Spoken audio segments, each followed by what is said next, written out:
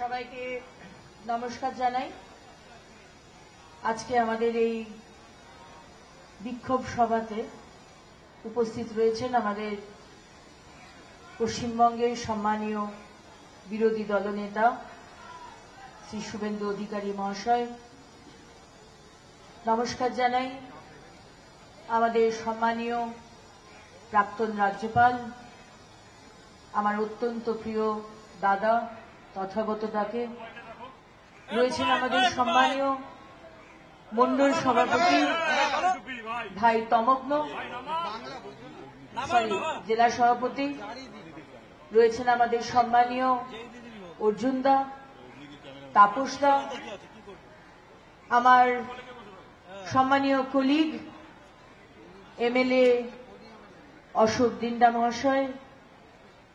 রয়েছেন আমাদের অম্বিকা দা, রয়েছেন সুব্রত দা, রয়েছেন কালচারাল সেলের সম্মানীয় কনভিনার রুদ্রনীল দা, রয়েছেন সম্মানীয় আমাদের রাজ্যের সম্পাদক এবং ক্লাস্টার ইনচার্জ ছোট ভাই উমেশ দা, রয়েছেন ছোট ভাই কৌস্তব, সম্মানিত মঞ্চ এবং আমার সামনে উপস্থিত ভারতীয় জনতা পার্টির সমস্ত কার্যকর্তা বৃন্দ এবং আমার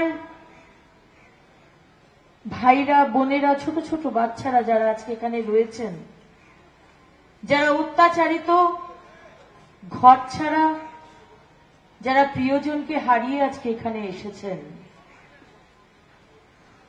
আজকে প্রতিবার আমাদের সাথে এরকম কেন হয় বলুন তো? সরি, আমি মাহফুজাদির নামটা বলতে ভুলে গেছিলাম, সুশীলদার নামটা বলতে ভুলে গেছি। কন্টিনিউ করছি যে আজকে প্রতিবার পশ্চিমবঙ্গে এই গণতন্ত্রের এই চিত্রটা আমরা দেখি কেন? প্রতিবার ইলেকশন হলে ভারতীয় জনতা পার্টির সমর্থক এবং ভারতীয় জনতা পার্টির কার্যকর্তাদের ঘরছাড়া হতে হয় কেন বলতে পারেন? কেন? কই সারা ভারতবর্ষে এতগুলো তো ইলেকশন হয়, লোকাল বডি ইলেকশন, বিধানসভার ইলেকশন, লোকসভার ইলেকশন, সারা ভারতবর্ষের মধ্যে প্রতিটা রাজ্য, এতগুলো রাজ্য, এতগুলো অবিজেপি শাসিত রাজ্য, ওই সেখানে তো আমরা এই দৃশ্য দেখতে পাই না। এটাই হচ্ছে আসল পশ্চিমবঙ্গের গণতন্ত্রের চিত্র। গতকাল আপনারা যেটা দেখেছেন না, 4 বিধানসভার উপনির্বাচনের যে জয় এবং তার যে উল্লাস, সেটা কিন্তু আসল গণতন্ত্রের চিত্র নয়। কারণ আমরা জানি যে ইলেকশন হয়েছে সেটা ইলেকশনের নামে প্রহসন হয়েছে।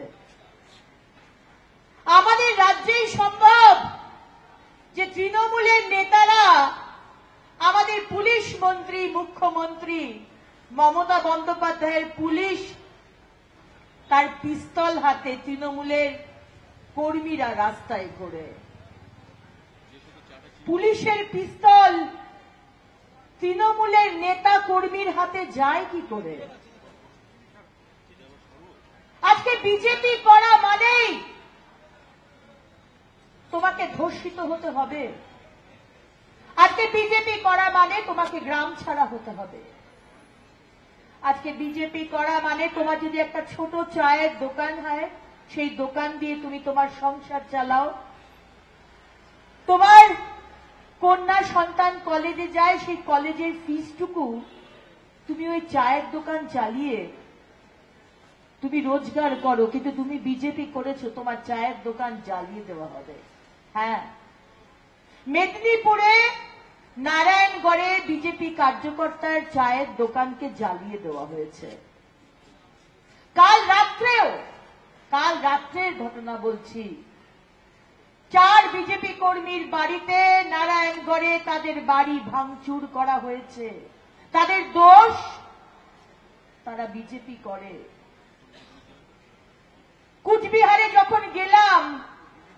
সেন্ট্রাল টিমকে নিয়ে, যে সেন্ট্রাল টিমে ছিলেন সম্মানীয় x chief minister Biplab Deb মহাশয়, ছিলেন সম্মানীয় সাংসদ রবিশঙ্কর প্রসাদ জি, কবিতা জি, ব্রিজলাল জি। আমরা শিউরে উঠেছিলাম যখন ওই প্রাইভেট হাসপাতালে ঢুকে আমাদেরই একটি বিজেপির কার্যকর্তা, আমাদেরই একটি বোন হাউ হাউ করে কাঁদতে কাঁদতে বললেন, দিদি আমি বিজেপি করি বলে 4 তারিখে রেজাল্ট বেরোনোর পরে আবার বাড়িতে ঢুকে সিতাই বিধানসভা কুচবিহার সেখানকার অঞ্চল প্রধান 20 জনকে নিয়ে এসে আমার ওপর চেপে আমায় ধর্ষণ করেছে। তার কথা সে জানে না তার ছেলে মেয়ে কোথায়, পালিয়ে গেছে তার ছেলে মেয়ে। সেই ঘটনায় তারা দেখেছে সামনে মাকে ধর্ষিতা হতে, সে হাউ হাউ করে কাঁদছে। আমরা ভুলবো না মমতা ব্যানার্জি, আমরা ভুলবো না। আপনি মুখ্যমন্ত্রী হওয়ার আগে জ্যোতিবাবুর ঘরের সামনে, রাইটার্স বিল্ডিং এ ঘরের সামনে বসে আপনি ফেলিনি বসাক, চম্পলা সর্দার, তাপসী মালিককে নিয়ে অনেক নাটক করেছিলেন। আপনি মহিলাদের সিঁড়ি হিসেবে ব্যবহার করেছেন দিনের পর দিন। ফেলিনি বসাকের মা বলেছে আমি তো বিচার পাইনি, চম্পলা সর্দারের ধর্ষণ হয়নি, আদালত বলেছিল। কিন্তু মুখ্যমন্ত্রী আপনি সেটাকে ধর্ষণ হয়েছে বলে রাজনৈতিক বেনিফিট নেবার চেষ্টা করেছেন। আর তাপসী মালিকের কথা তো আমরা জানি। আর মুখ্যমন্ত্রী হওয়ার পরে যারা মা বোনেদের অত্যাচার করে চলেছে আপনি তাদের পাশে দাঁড়ান, আর মা বোনেদের ক্যারেক্টার অ্যাসাসিনেশন আপনি করেন। পার্ক স্ট্রিটের সুজেটের কথা আমরা ভুলিনি। যখন সুজেটের ধর্ষণ হওয়ার পর আপনি বলেছিলেন, আপনার সাংসদ বলেছিল ও তো রেট নিয়ে গন্ডগোল, গণিকা আর খদ্দেরের রেট নিয়ে গন্ডগোল। আপনি হাঁসখালির ওই 14 বছরের মেয়েটাকে নিয়ে বলেছিলেন ওর তো পেটে বাচ্চা ছিল, ওর তো প্রেম ছিল। আপনি একজন মহিলা হিসেবে, একজন মা হিসেবে আপনি এটা বলতে পারেন? আজকে চোপড়ার যে ঘটনা আমরা দেখে শিউরে উঠলাম, যে একটি মেয়ে তাকে তার পশ্চাৎ দেশে মারা হচ্ছে, তার বুকে মারা হচ্ছে, তার চুলের মুঠি ধরে মারা হচ্ছে। আর কে মারছে? মমতা বন্দ্যোপাধ্যায়, আপনার বিধায়ক হামিদুর রহমানের রাইট হ্যান্ড জেসিবি। আপনি কিন্তু এই যে নিন্দনীয় ঘটনা, আপনি কিন্তু সেটা দেখলেন না। আপনার কাছ থেকে কোনো স্টেটমেন্ট নেই। আজকে আইনাগড়তে যে ঘটনা দেখলাম আমরা, যে কি মানুষকে বেধড়ক মারা হচ্ছে, আজকে বলা হলো বিজেপি নাকি সেটা নিয়ে রাজনীতি করছে। পুরনো ঘটনা, 2021-এর ঘটনা। সেই সময় এমপি ছিলেন নাকি অর্জুন সিং। আরে মমতা ব্যানার্জি, আপনি একটু পড়াশুনো করে তো কথা বলবেন। এলাকাটা তো দমদম, হ্যাঁ, দমদমের সাংসদ কে? কাকে আপনি বাঁচাতে চেষ্টা করছেন বারবার? আজকে আমাদের মন্ত্রী এবং মেয়র হিন্দুদের অপমান করে, শিখদের অপমান করে, জৈন, পার্সি, বুদ্ধিস্ট তাদের অপমান করা হয়। আমাদের নাকি দুর্ভাগ্য, আমরা আমাদের ধর্ম নিয়ে জন্মেছি। কিন্তু মুখ্যমন্ত্রী আম্বানির বিয়েতে গিয়ে প্রেস কনফারেন্স করে বলেন, কই আমি তো শুনিনি, আমি তো জানি না। কত মিথ্যে কথা বলবেন। আজকে ফিরহাদ হাকিমের শাস্তি হয় না, আজকে ধর্মীয় সেন্টিমেন্টে আঘাত করার জন্য ফিরহাদ হাকিমের পানিশমেন্ট হয় না, কিন্তু দক্ষিণ দিনাজপুরে একজন শিক্ষক যিনি তার ক্লাসে স্কুলের ইউনিফর্ম না পরে আসার জন্য একটি স্টুডেন্টকে বকাবকি করে, আজকে সেই শিক্ষককে মমতা ব্যানার্জির পুলিশ অ্যারেস্ট করে। ভাবতে পারছেন? তাই এটাই বলার যে আমাদের মুখ্যমন্ত্রী 2006, 7, 8 অনেক লড়াই করেছিলেন, আর তখন উনি বলেছিলেন, লিখেও ছিলেন, গণতন্ত্রের হত্যা নিয়ে উনি লিখেছিলেন।